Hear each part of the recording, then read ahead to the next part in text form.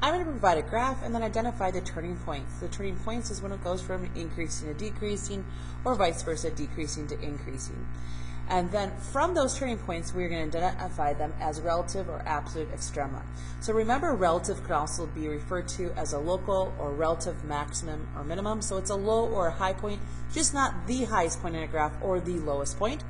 And same thing with absolute. Absolute, or also known as global, max, and mins, will be the highest point or the lowest point. And there can never be more than one absolute maximum or more than one absolute minimum. So there can't be a tie of 2 points that are the highest or the lowest. Let's take a look.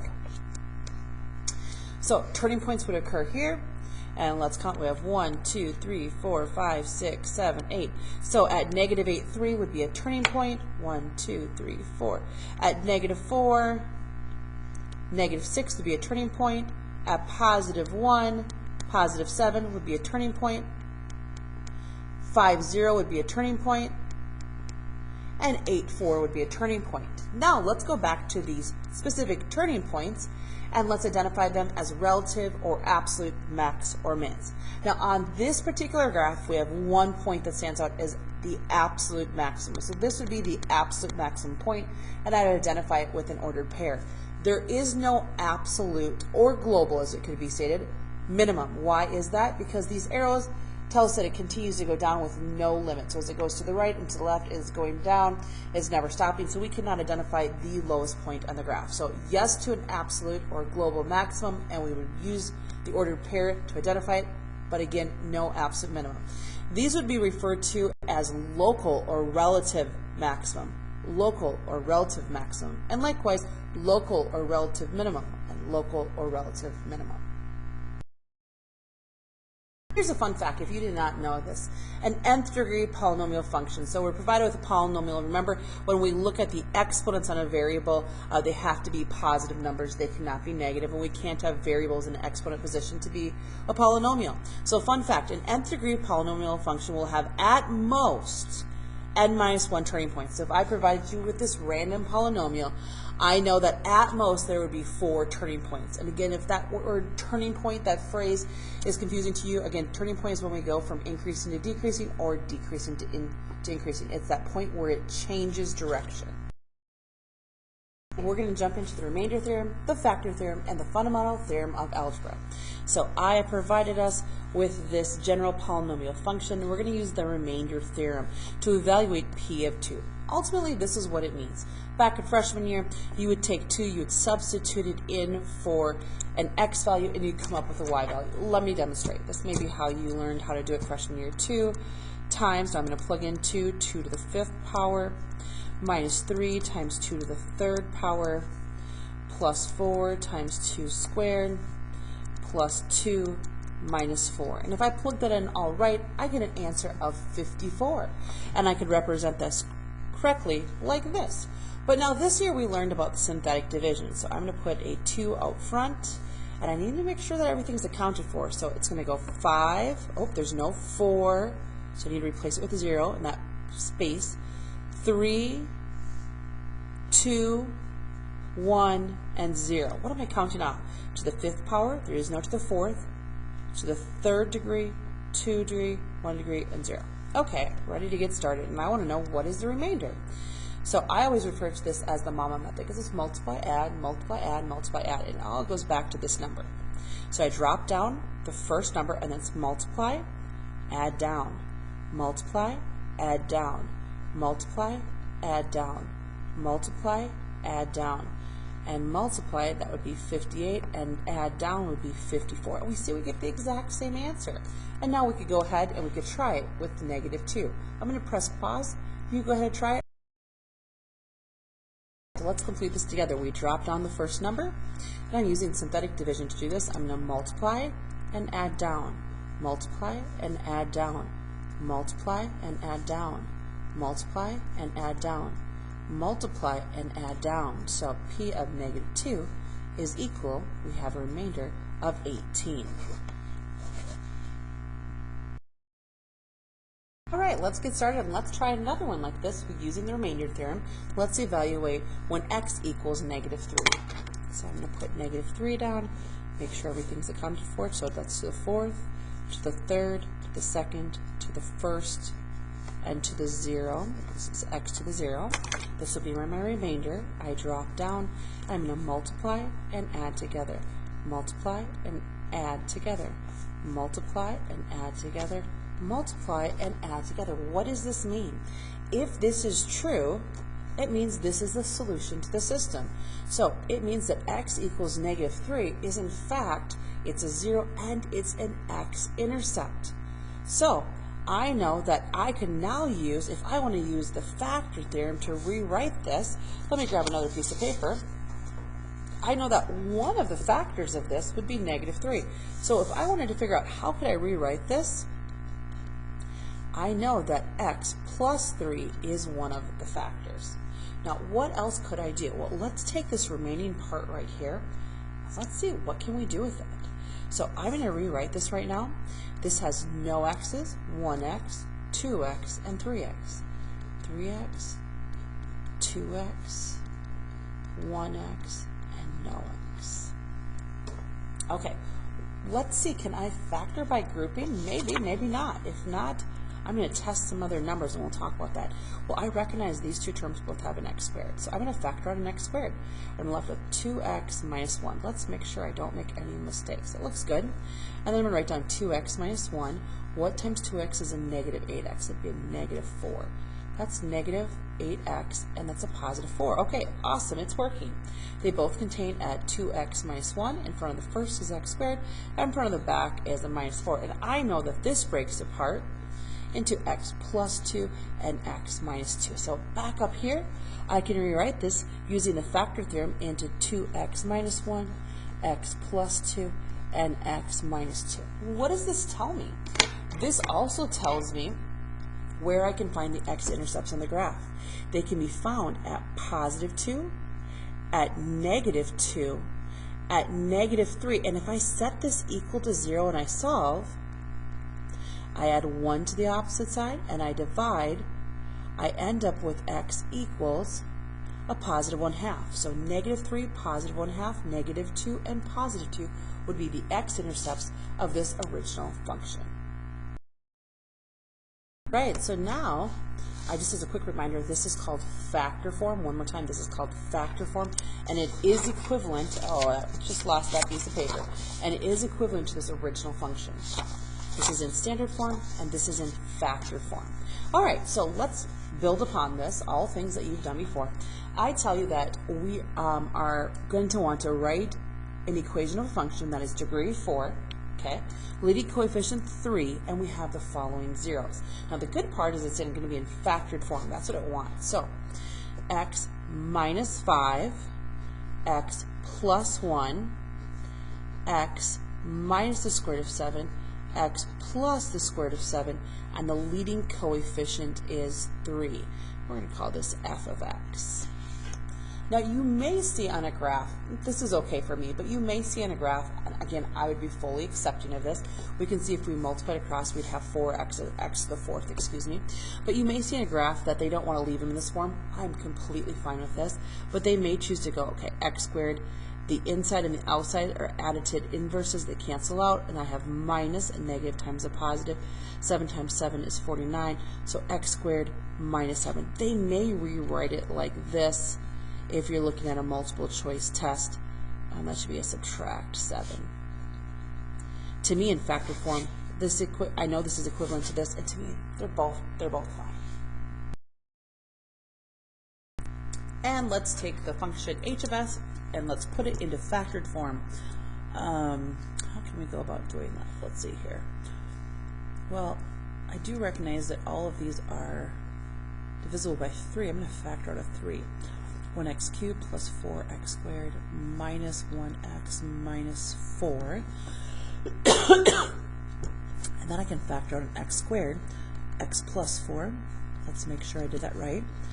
X plus 4, now I'd have to have a minus 1 to distribute, and a minus 1 distributed gets you negative 4. Okay, all of that is working out.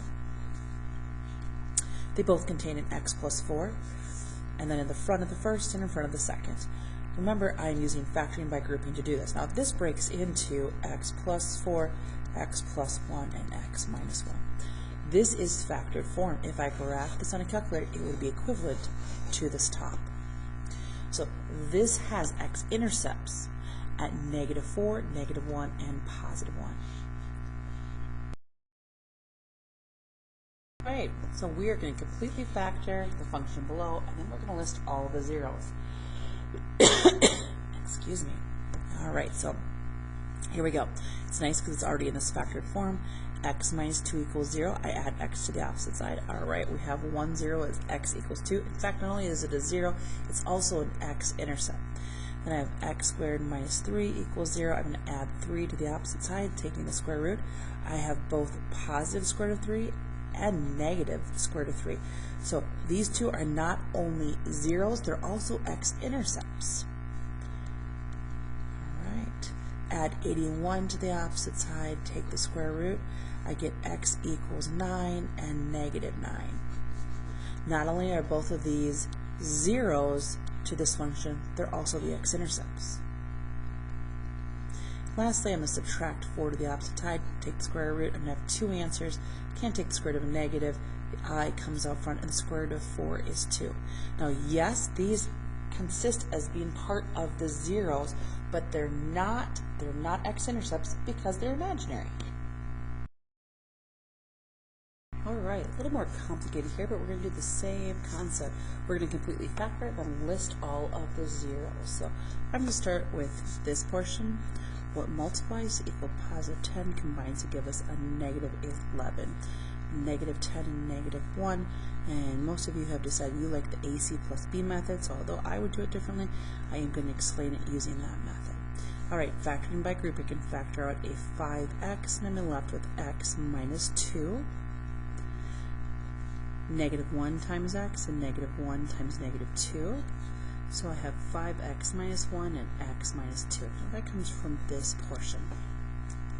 I'm going to break this apart into 8 times 8, x to the third and x to the third. So this is going to be x to the third plus 8 and x to the third minus 8. Now watch, when I distribute, I get x to the 6th. And the inside and the outside of FOILing would be added to the inverses. They cancel out. And the back, +8 times -8 is a -64.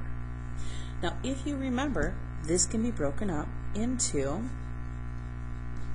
and this can be broken up into. So it's always addition. I'm going to bring down a 1 and an x, and what times itself 3 times gives us 8 would be a 2, bringing down this symbol. Okay? And now, how do I figure out these other terms? So this is 1, 1, 1, x, x, x, 2, 2, 2. So I'm canceling out 1x, 1, 1, and 1, 2. 1x squared is in front, 2 times 2 is 4. How do I achieve this? It's going to be the opposite sign. I'm multiplying these to get a 2x, so minus 2x.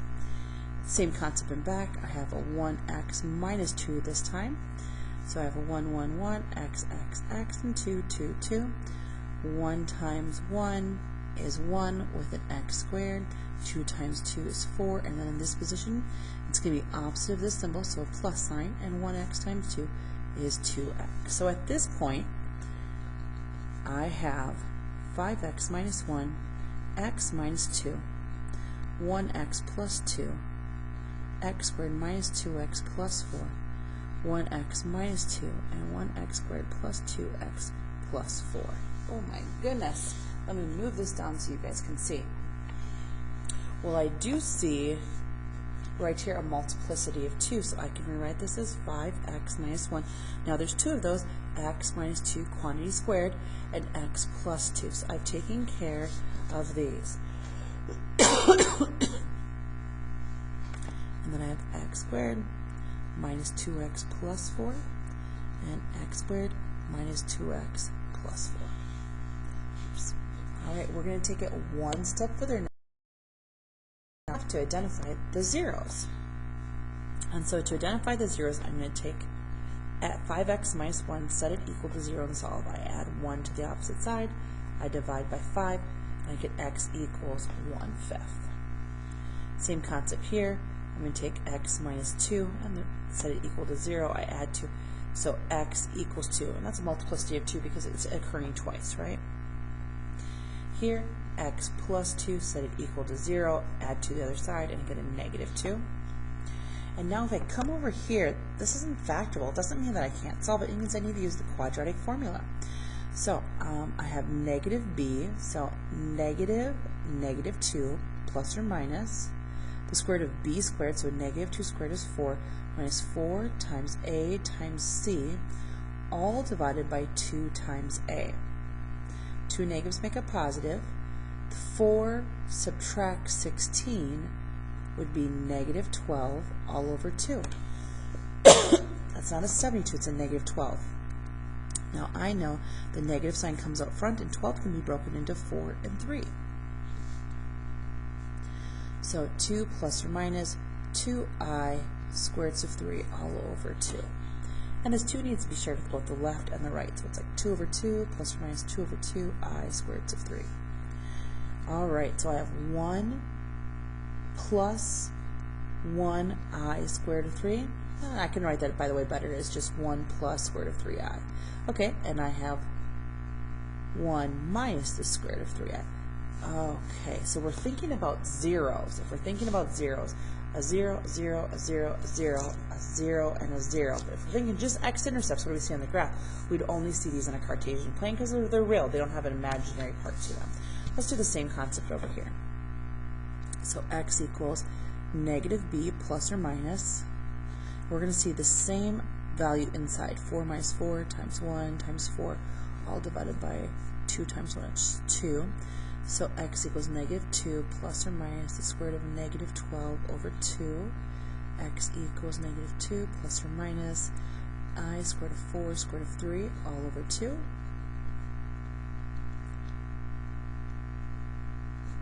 Share that 2 with both the left and the right. I get x equals negative 1 plus the square root of 3i, and x equals negative 1 minus the square root of 3i.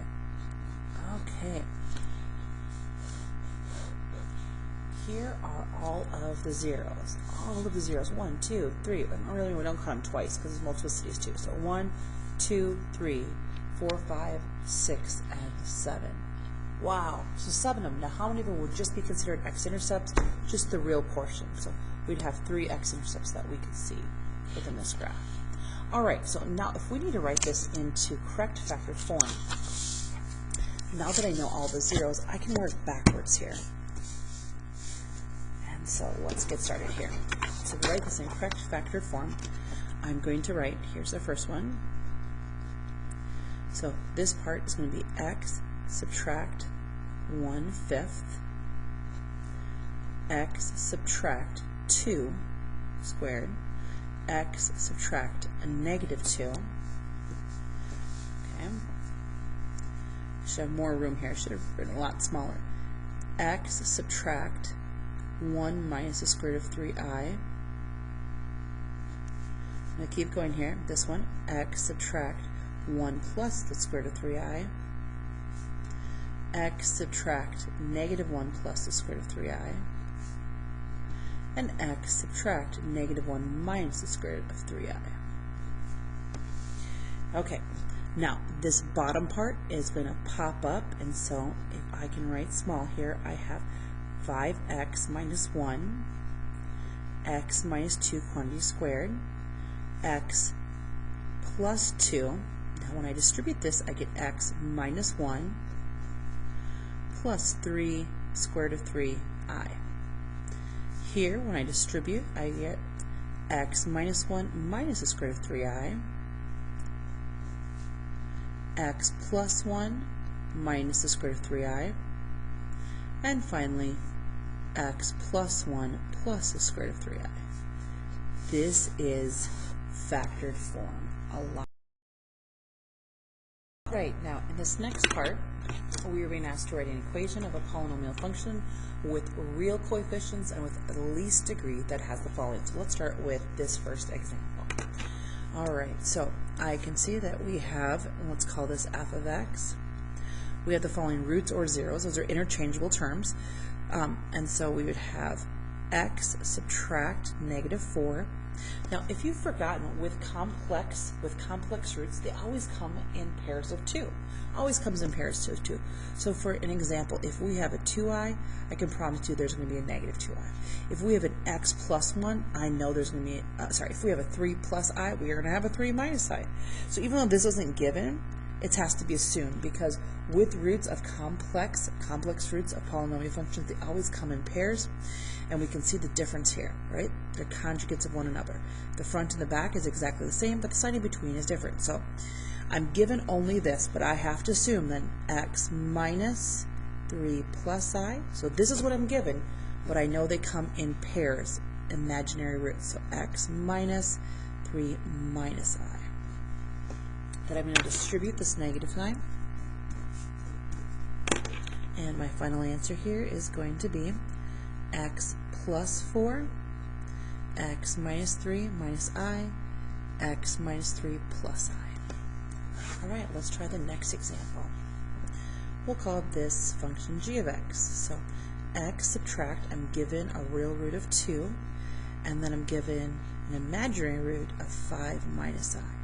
Since I know that complex roots come in pairs and they're conjugates, then the missing conjugate is 5 plus I. So x minus 5 plus I. Now I'm going to distribute, and I end up with g of x is equal to x minus 2, x minus 5 plus I, and x minus 5 minus I.